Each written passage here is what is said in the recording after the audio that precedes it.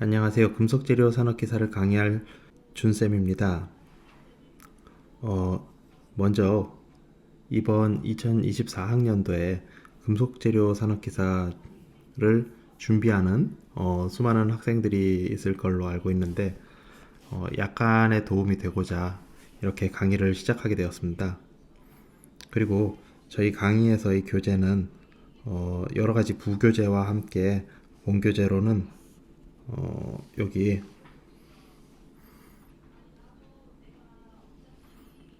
금속재료 산업기사 문제집을 사용하도록 하겠습니다.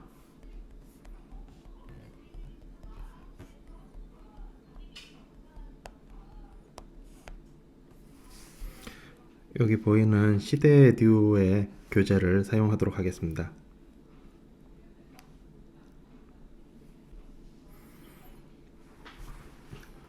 그러면 본 교재에서 앞에서 3장을 넘기게 되면은 시험 안내라는 부분이 있는데 거기에 출제 기준 이 부분이 저희 이론 부분에 뭐 차례와 같은 역할을 한다고 보시면 되겠습니다. 먼저 오늘은 금속 재료에서 금속 재료의 총론 그리고 금속의 변태 요 두 가지 핵심 이론에 대해서 한번 진행을 해 보도록 하겠습니다. 그러면은 일반적으로 금속의 성질이 어떻게 되는가를 한번 알아보도록 하겠습니다.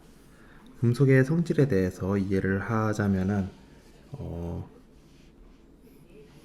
여기 금속재료 책을 한번 참고하도록 하겠습니다. 여러분 본 교재에서는 2페이지에 나와 있습니다. 그러면은 공업용 금속재료라는 것은 무엇인가? 금속의 특징과 결정 구조 등을 이해하기 위해서 금속이 무엇인가를 이해해야 되겠죠. 금속의 일반적인 특징은 다음과 같다라고 나와 있는데 광택을 가지고 있다. 예를 들어서 대부분의 금속 재료는 산화라든지 부식이 되지 않은 상태에서는 고유의 광택을 가지고 있다라고 이해하시면 됩니다. 그 다음에 고체 상태에서 결정 구조를 갖는다.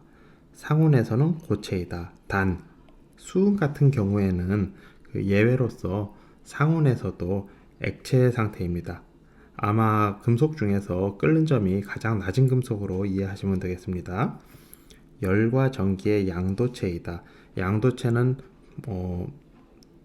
열도 통하고 전기도 통한다라고 이해하시면 되는데 여기 그리고 연성 전성이 좋다라고 나와 있습니다. 자, 그러면은 여기 금속적 광택을 가지고 있다 해서 금속 상태가 지속이 된다면 광택을 가진다라고 이해하시면 되겠습니다. 예를 들어서 산화되어서 광택을 잃은 경우에는 더 이상 금속으로 볼 수 없는 것입니다. 알루미늄에서는 금속입니다. 다만 알루미늄이 산소와 만나서 Al2O3가 되었을 때는 이런 경우에는 여러분 실제로 보시면은 산화 알루미늄은 고체 분말 상태에 가깝고 금속으로 생각을 할 수가 없어요. 그래서 금속이 이렇게 있고 이 위에 이렇게 산화물층이 생겼다면은 당연히 광택이 나지 않을 수 있다는 겁니다. 거기에 대해 가지고 금속인데도 불구하고 왜 녹슬면 광택이 없냐 이런 이해가 부족할 수 있기 때문에 이렇게 설명을 드리겠습니다. 자, 그리고 고체 상태에서 결정 구조를 가지며 구조에 따라서 비슷한 특성을 가진다.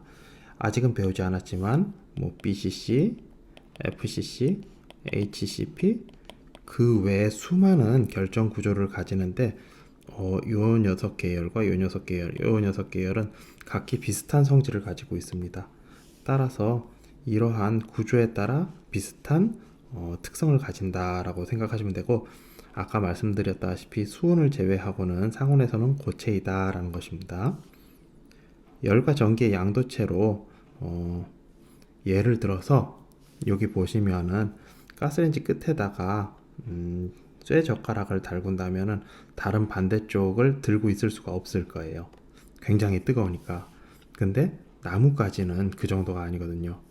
그래서 여기 보시면은 전기가 잘 통하면 열도 잘 전달한다. 뭐 이런 녀석들 구리를 대표적으로 전기가 잘 통하며라고 해야 되겠죠. 요 위에서도 약간의 오타가 있었는데 이렇게 바꿔주겠습니다. 연성과 전성이 높다. 대부분의 금속은 때리면은 구부러집니다. 부서지지 않고. 그리고 연성과 전성이 높은 특별한 케이스를 들자면은 금을 들 수 있습니다. 금 같은 경우에는 연성은 실처럼 뽑아내는 성질이고 전성은 넓게 펴는 성질인데 둘 다 굉장히 뛰어납니다. 그래서 만약에 주먹만큼의 금이 있다면은 여러분 때리고 때려서 얇게 만든다면은 집을 한가득 덮을 만큼 넓게 펼 수도 있을 것이고 주먹만큼의 금이 있다면은 얇게 뽑는다면은 집을 몇 바퀴 두를 만큼의 금실을 뽑을 수도 있을 것이라 예상합니다. 따라서 이러한 성질을 만족시키는 것들을 일반적인 금속의 성질이라고 이해하도록 하겠습니다. 자, 그러면은 철 금속의 성질이라고 있죠. 시옷에. 철 금속의 성질은 왜 따로 분류했냐면은 우리가 산업적으로 철을 워낙 많이 쓰니까 철 금속의 성질과 비철 금속의 성질로 이렇게 나눠서 분류를 합니다. 철 금속 같은 경우에는 뭐 반절 이상의 철이 들어갔다라고 이해하시면 되겠습니다. 그래서 뭐 Fe를 주성분으로 했을 때 철 금속이라고 하고 그 외에 철보다 많은 합금이 들어간다라고 할 때, 그러니까 반절 이상의 합금이 들어갈 때 이를 비철 금속이라고 합니다. 자, 그러면 합금의 성질에 대해서 알아보도록 하겠습니다. 합금은 두 종류 이상의 금속 원소 또는 비금속 원소가 기계적으로 혼합된 금속으로 다음 세 가지 방법에 의해 이루어진다라고 써 있죠.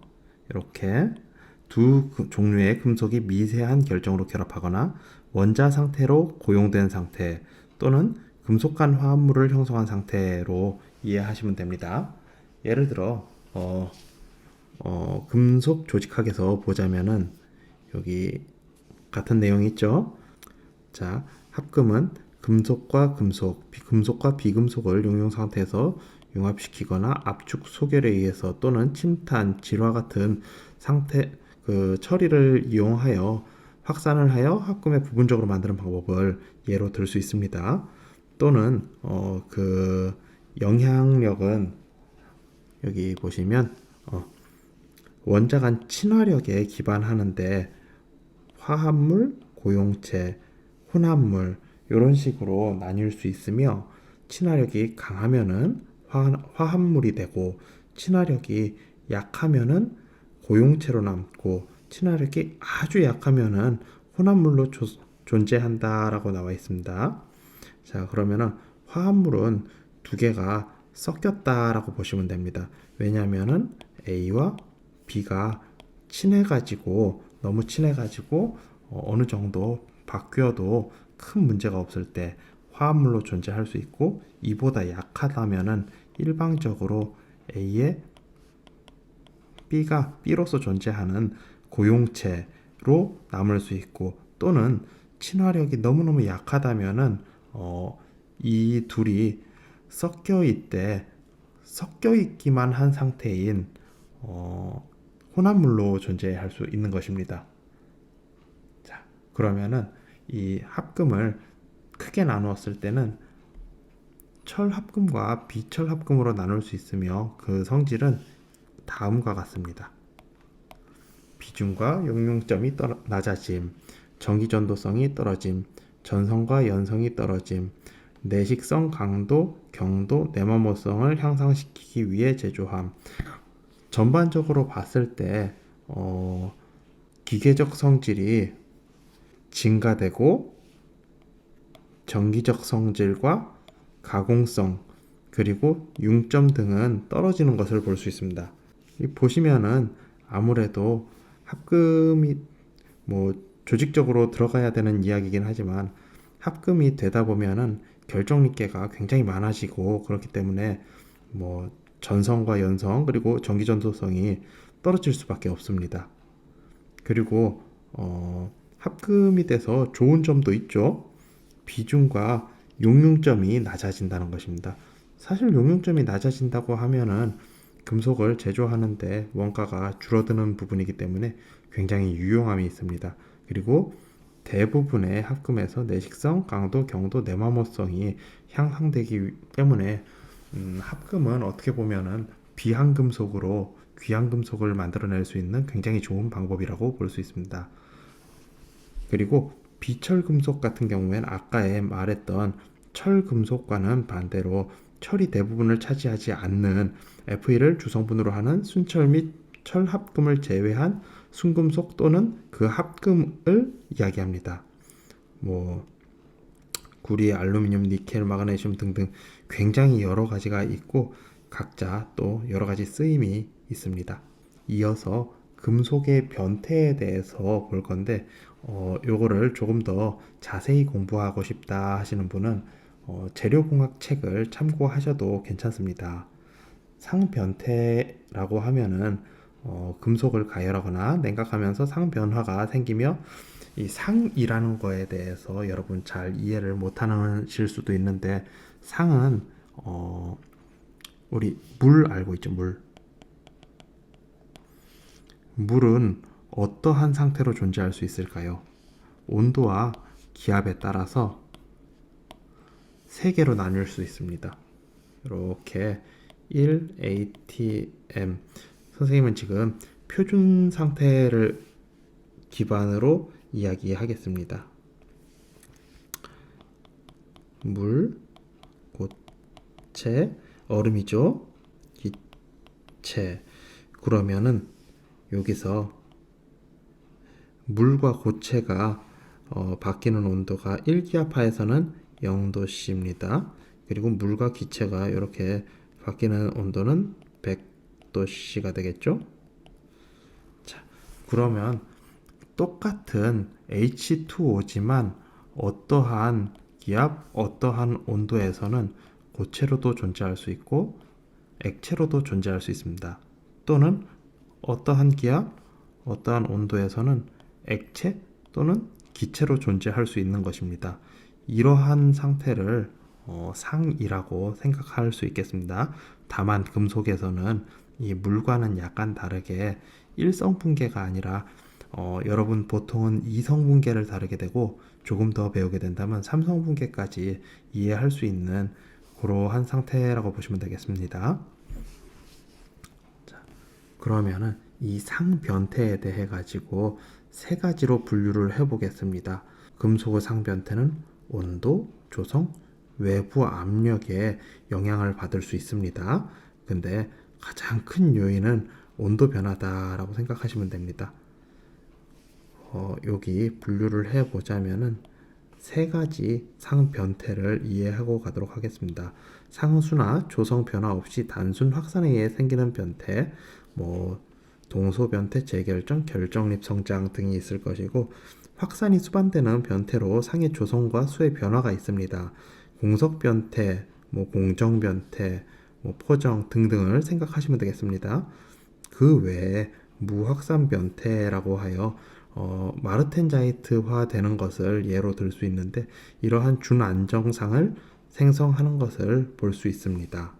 자, 그러면은 이렇게 변태가 일어났다, 변태가 또는 아직 일어나지 않았다 하는 것을 어떻게 분류할 수 있을까요? 변태점 측정법이라는 것이 있습니다. 얼음을 이렇게 해서 온도를 올려주면은 녹아서 물이 됩니다. 또 이렇게 온도를 올려주면은 끓어서 기체가 되겠죠. 그러면은 이런 식으로 온도 변화가 계단 형식으로 나오게 되는데 이 구간이 왜 생기게 되냐면은 상이 변태하는데 필요한 에너지 구간입니다. 그래서 이러한 열 분석법을 이용하여 열 분석 곡선의 온도 정체부를 가지고 알 수도 있고, 또는 시차 열 분석법으로 이렇게 열 분석법보다 조금 더 확실하게 차이를 볼 수 있는 방법도 있습니다. 또는 각각 구간에 따라서 비열이 다르기 때문에 비열을 측정하는 방법, 또는 이때의 상태와 이때의 상태가 전기 저항이 각기 다를 수 있겠죠. 그러한 방법으로 전기 저항을 측정하고, 또는 이때와 이때가, 색깔이 이제 잘 안 보이죠. 이때와 또는 이때가 부피가 다를 수 있습니다. 왜냐하면은 앞에 잠시 말씀드렸던 FCC, BCC가 바뀐다든지, 그래서 열 팽창을 이용한 것으로 확인을 하는 여러 가지 변태점 측정법들이 있습니다. 여러분들은 여기 요 명칭 정도는 꼭 기억을 하시기 바랍니다. 자, 그러면 변태의 종류, 철에서의 변태의 종류를 말하는 겁니다. 철에서의 변태의 종류는 여기 요 5개를 예로 들면 됩니다. 그러면은 순철도 있고 강도 있고 여러 가지가 섞여 있는 상태인데 한번 나누어 보도록 하겠습니다. 여러분 아직 상태도를 완전히 이해하지 못했지만, 강의 변태 중에서 가장 중요한 공석 변태는 A1이라고 합니다. 일단은 아직 이해가 안 되겠지만 A1이 가장 중요하다라고, 공석 변태이다라고 암기를 해 놓는 것이 좋습니다. 그 다음으로는 A3와 A4 변태가 있는데, 지금 선생님이 여기 조그만 요 숫자를 기준으로 나누고 있죠. 이 3번, 4번 연속된 번호는 동소변태이다라고 이해하시면 됩니다. 그러면은 동소변태가 무엇인가 한번 이해를 해봅시다. 동소변태는 같은 재질임에도 불구하고 완전히 성질이 다른 상태를 의미합니다. 여러분, 연필심 있죠? 연필심이 재료가 뭐죠? 흑연입니다. 그러면은 이 흑연이 어떠한 조건 하에서는 굉장히 가치가 높은 물질로 바뀔 수 있다는 거 알고 계신가요?